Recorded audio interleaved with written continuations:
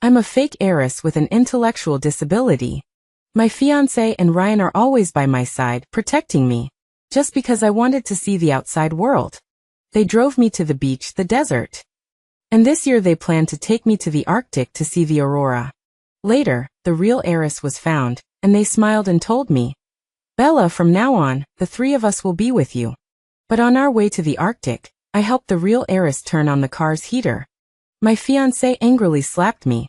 I didn't expect a fool like you to be so scheming. Did you want Serena to die so there would be no one to compete with you for the Hu family's heiress position? He didn't listen to my explanation, locked me in the car, and turned the air conditioning temperature to the highest. Reflect on yourself inside. You can come out when you know what you did wrong. I helplessly pounded on the car window, watching him carry the unconscious real heiress out of the garage. I desperately wanted to explain. It was Serena who asked me to turn on the heater. Why would they lock me in the car?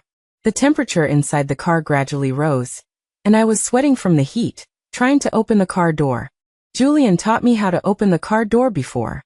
But now I can't open it no matter what. I felt dizzy and nauseous, desperately pounding on the window and calling for help. But as the temperature rose, I slowly lost my strength.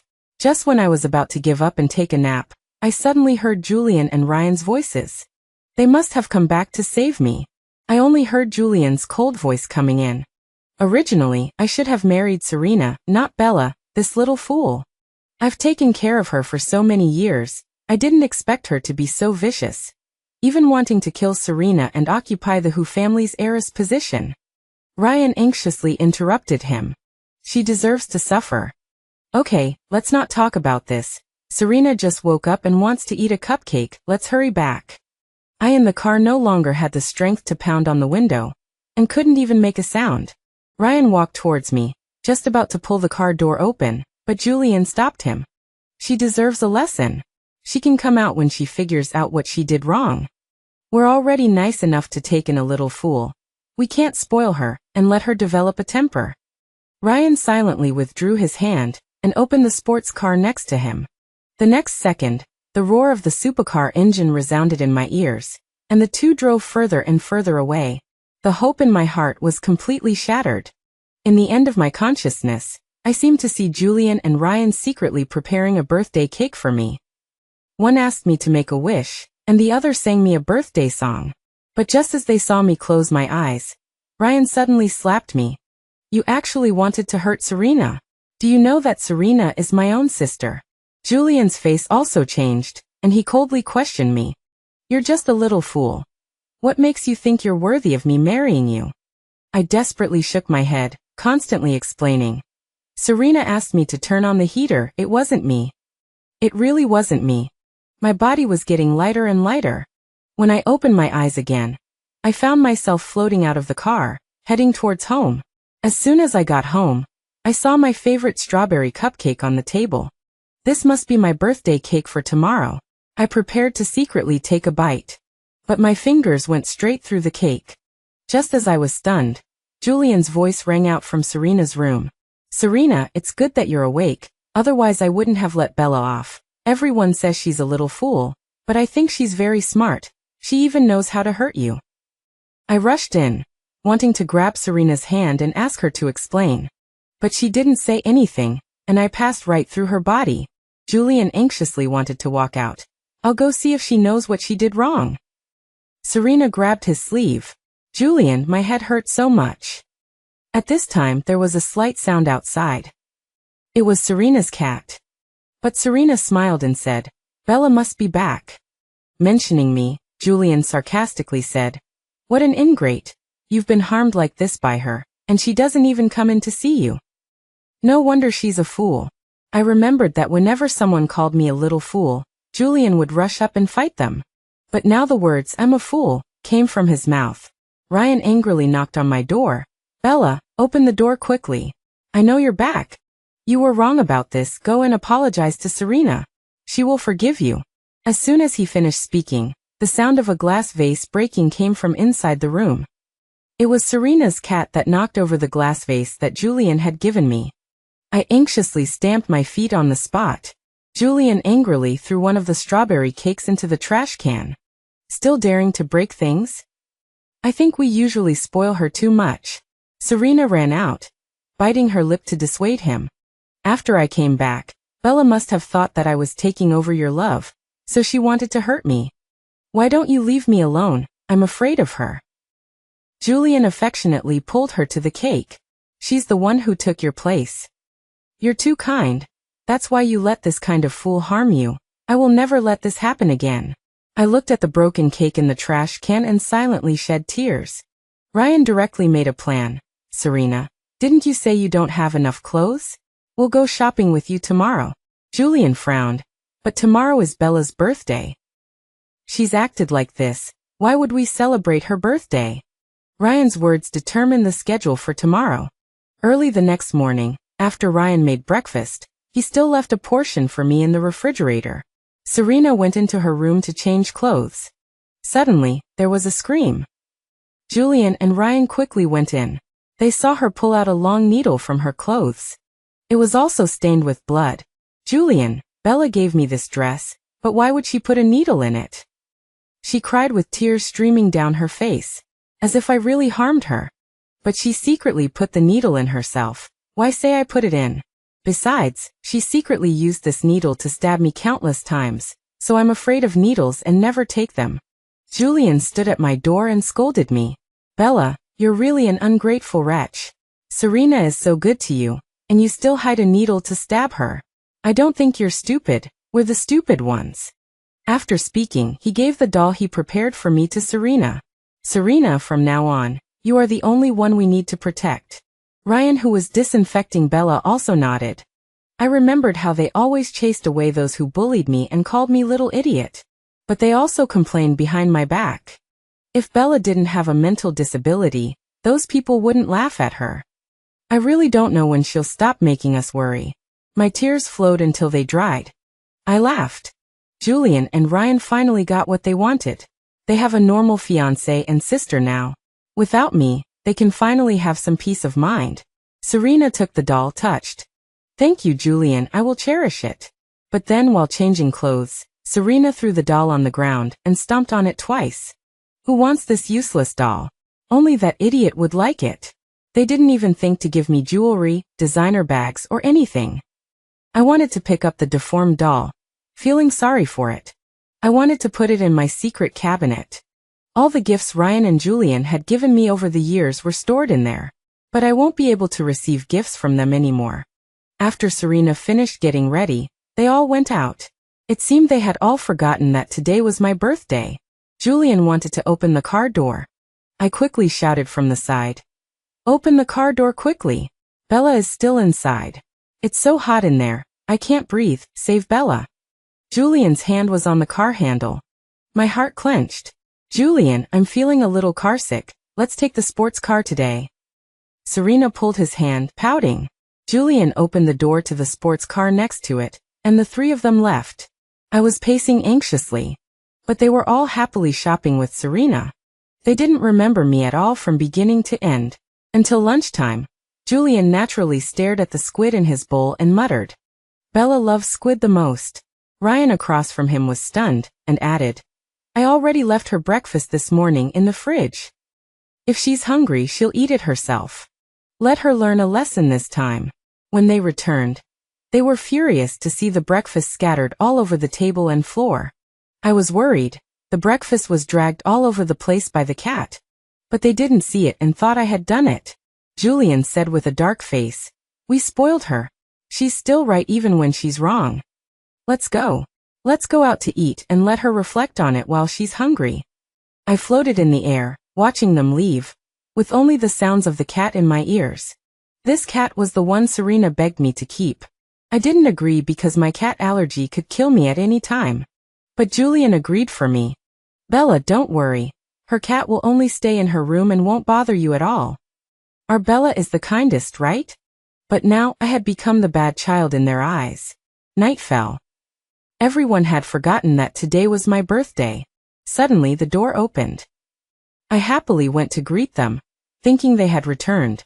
But when I saw who it was, my mouth dropped open. It was Mom and Dad. They often go on business trips. Before each trip, They would tell Julian and Ryan to take good care of me.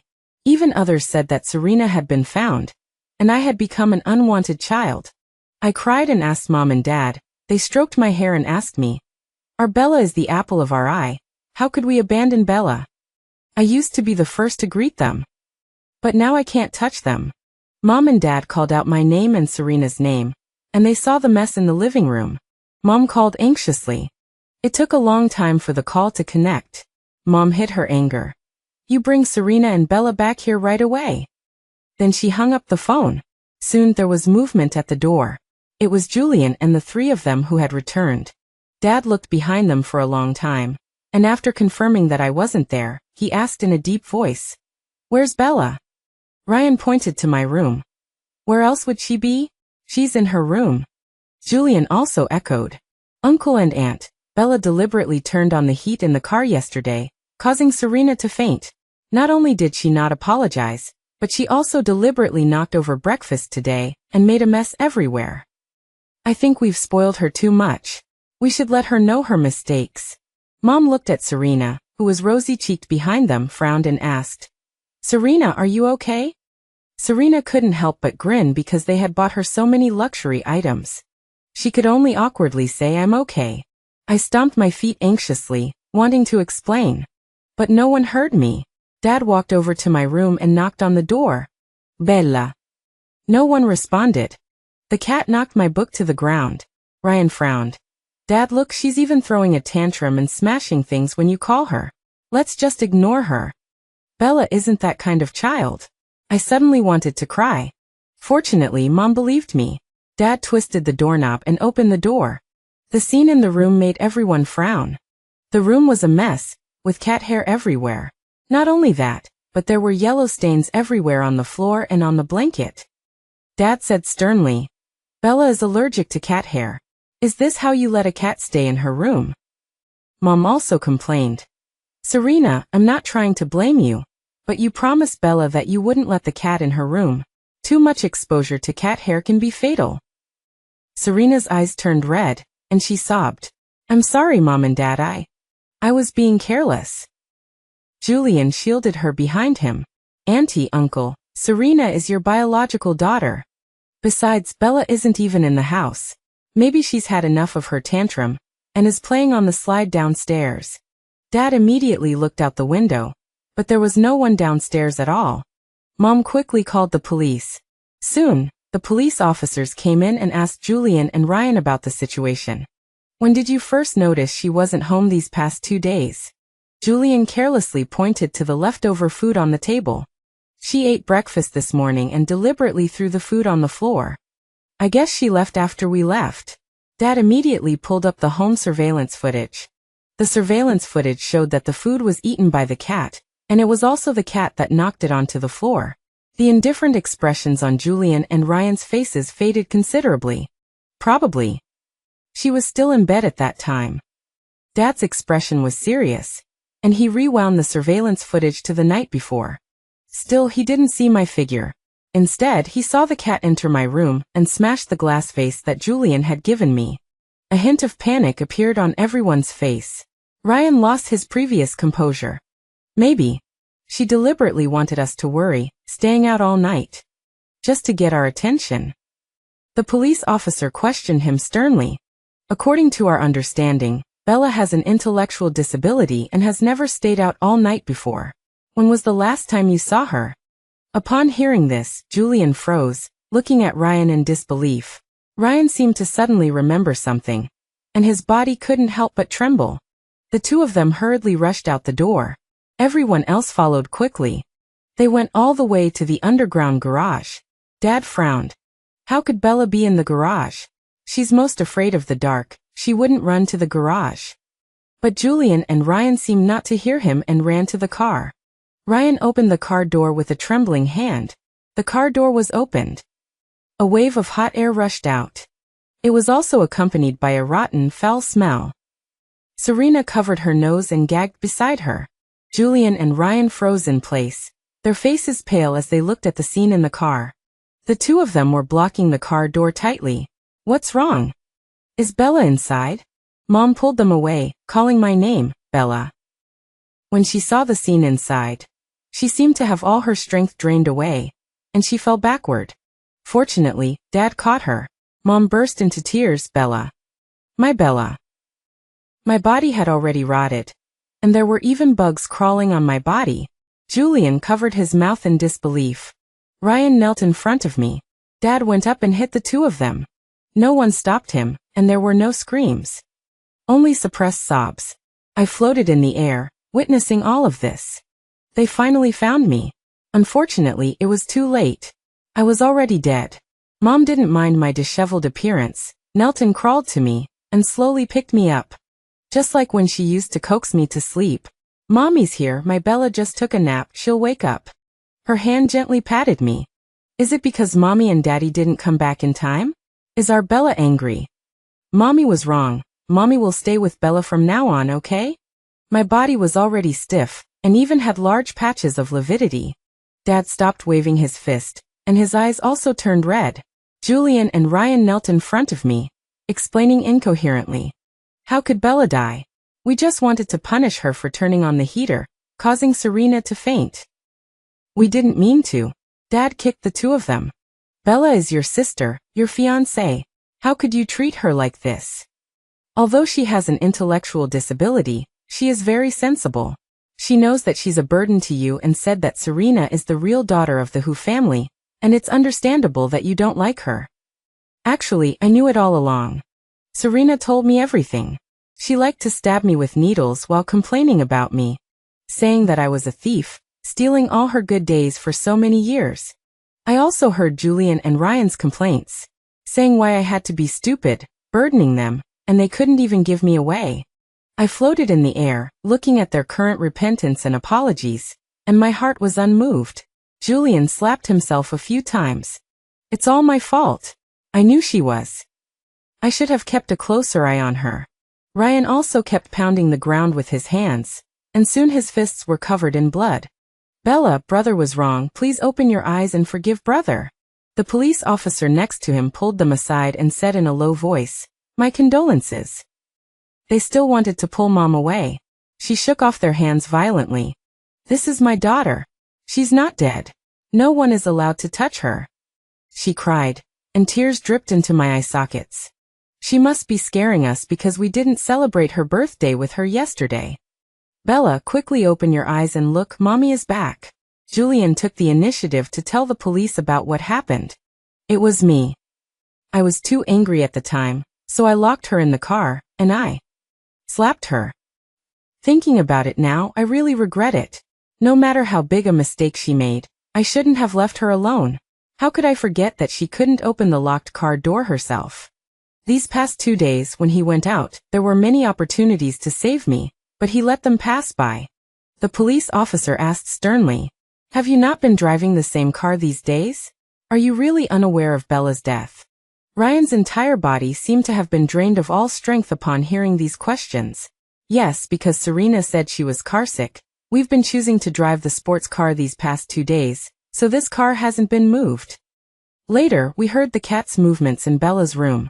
We were taking care of Serena at the time and thought Bella was just throwing a tantrum, throwing things around. The breakfast I left for her was also messed up by the cat.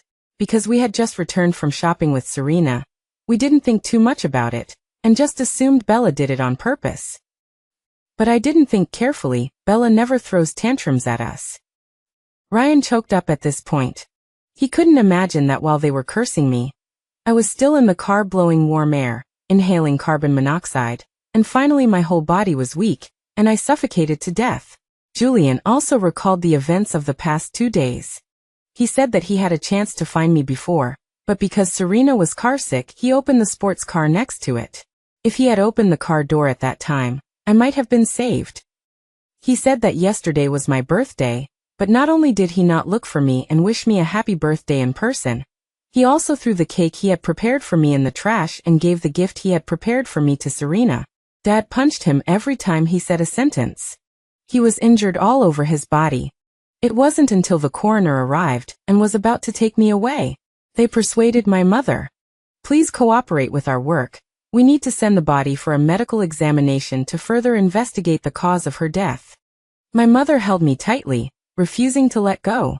My Bella is not dead. She's still alive. You're not allowed to touch her. The work came to a standstill.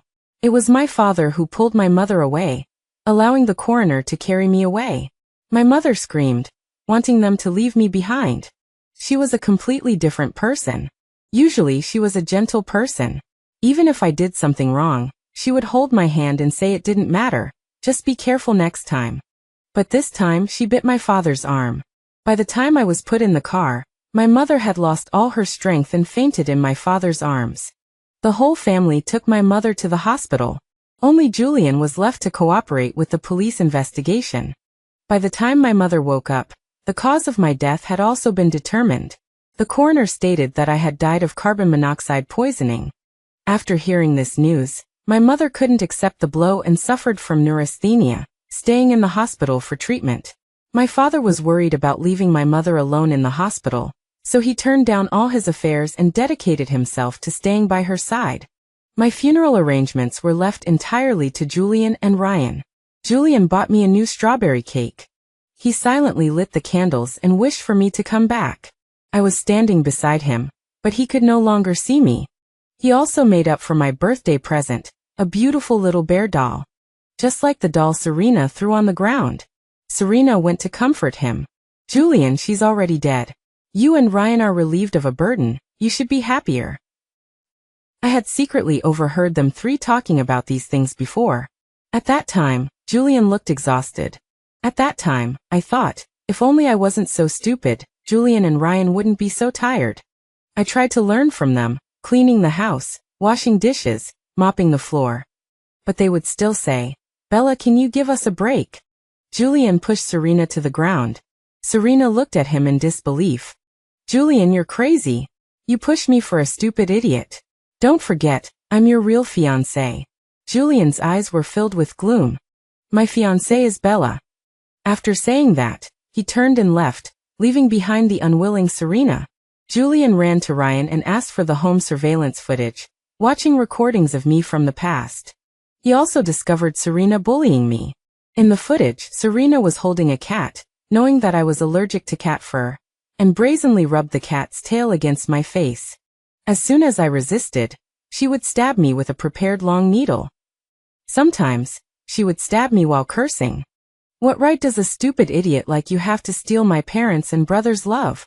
And Julian, such an excellent man, should have been my fiancé in the first place. Why did you have to steal him? I'll stab you to death. A stupid idiot like you shouldn't even be alive.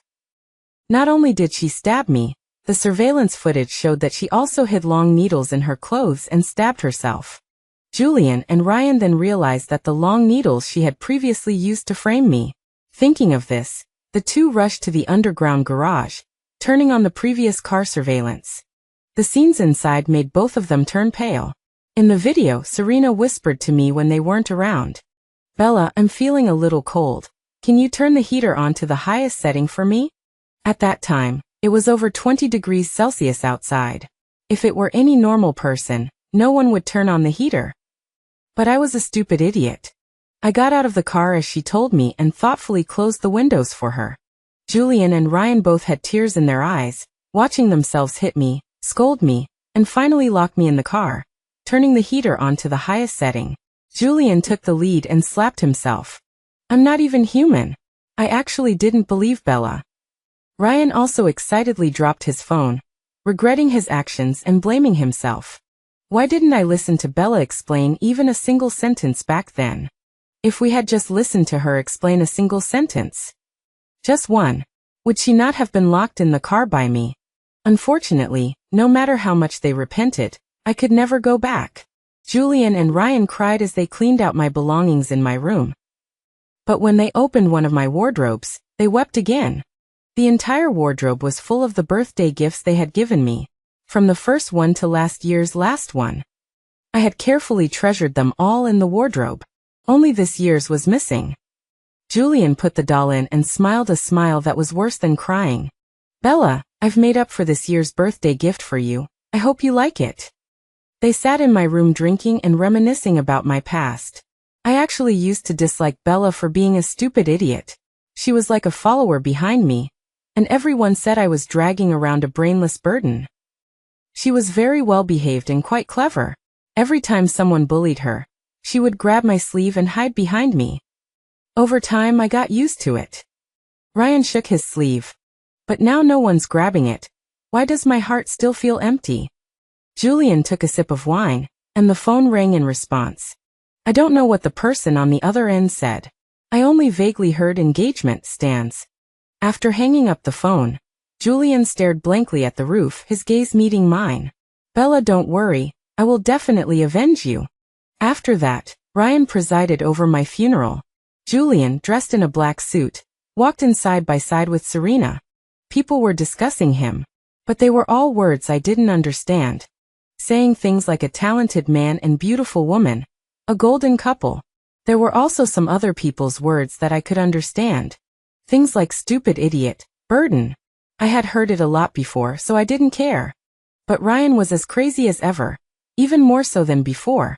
After the funeral, he beat up all the people who had cursed me. You dare talk about my sister? You're asking for death. When he was tired of beating them, he sent people to beat them until they were half dead before sending them back. Many days later, a joyous event suddenly broke out in the Hu family. Serena was about to get married soon. Everyone said the groom was Julian. Early in the morning, Serena, wearing a gorgeous wedding dress, stood at the door of my room. Stupid idiot, you died so well. I've taken back what originally belonged to me. She happily shook the wedding dress worth tens of millions. The diamonds on it were exceptionally dazzling under the sunlight. As soon as she finished speaking, Ryan's voice came from behind her. The car is ready, let's go. Serena was startled. She didn't know if he had heard something he shouldn't have. She let out a long breath and cautiously lifted her skirt as she walked to the underground garage. Ryan, why didn't you turn on the lights? It's so dark. Ryan calmly pulled her to the car and thoughtfully opened the door. All the lights are broken. The electricians will be here to repair them later. His calm tone was out of sync with the day. But Serena didn't notice at all. Her mind was completely focused on the wedding. As soon as she got into the car, it sped out of the garage like a wild horse. Serena couldn't get used to the sudden sunlight and shielded her eyes with her hand. She complained. Ryan, are you in such a hurry to be reborn? I sat in the back seat and could clearly see the gloom on Ryan's face in the rearview mirror. You took too long just now. I was afraid we would miss the auspicious hour. As soon as she heard that she might be late, Serena didn't care about anything else and urged. Then Ryan, drive faster. I was surprised to find that this car was actually the one I was in when I died. I could still hear Serena's cheerful voice. Ryan, I've always dreamed of marrying Julian, and today it's finally going to come true. It's so great. She was only focused on being happy and didn't notice that the car was deviating from its original path. It wasn't until the car gradually drove away from the city that Serena noticed something was wrong. Ryan, are you going the wrong way? Turn around quickly. It's getting further and further out of the way. Ryan ignored her and stepped on the gas pedal. Ryan, are you listening to me? Drive back quickly.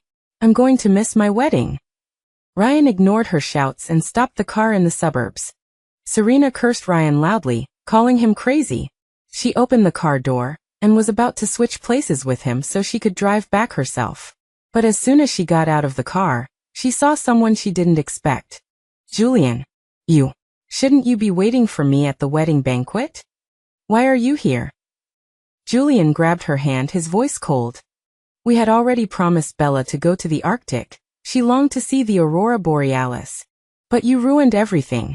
Bella died when she was full of hope. We're going to let you taste her pain too. Ryan blocked her from the other side. We're going to let you taste the taste of death at your happiest moment. Serena watched Ryan turn on the heat in the car, her whole body shaking. I was wrong. Ryan, I'm your own sister. That little idiot. She met their cannibalistic gazes and immediately changed her words. No, Bella was just an adopted daughter. I'll be as obedient as her, and I'm smarter than her. Ryan, Julian, please spare me. That accident was just an accident. Why did you blame it all on me? She cried hysterically, trying to elicit their pity. Julian slapped her. Stop with your tricks. We already know that you deliberately asked Bella to turn on the heat for you. Don't you like the wind? I'll let you have all the wind you want. Serena covered her face in disbelief. How dare you hit me? I'm a daughter of the Who family. You're not. Ryan slapped her too. You secretly cursed Bella when we weren't home. You pricked her with needles, and you deliberately framed her. Do you deserve to be a daughter of the Who family after doing all these things? Serena saw that all the things she had done had been exposed. Her face immediately changed. Was I wrong? She laughed maniacally. Why is it that she, a fool, could get all of your love? Don't forget, I'm the real daughter of the Who family. I just got rid of a thief who stole my position. Serena tore off her ladylike mask and struggled violently. Julian immediately took out a few white pills from his bag and stuffed them into her mouth. Julian hadn't been sleeping well these days, and he had been taking these pills before bed.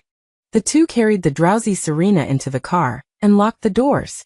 Through the window, I saw Serena struggling to pound on the window, but soon she fell asleep, and a blush slowly crept onto her face. Julian and Ryan also got into the car, quietly waiting for death to arrive. Julian smiled out the window.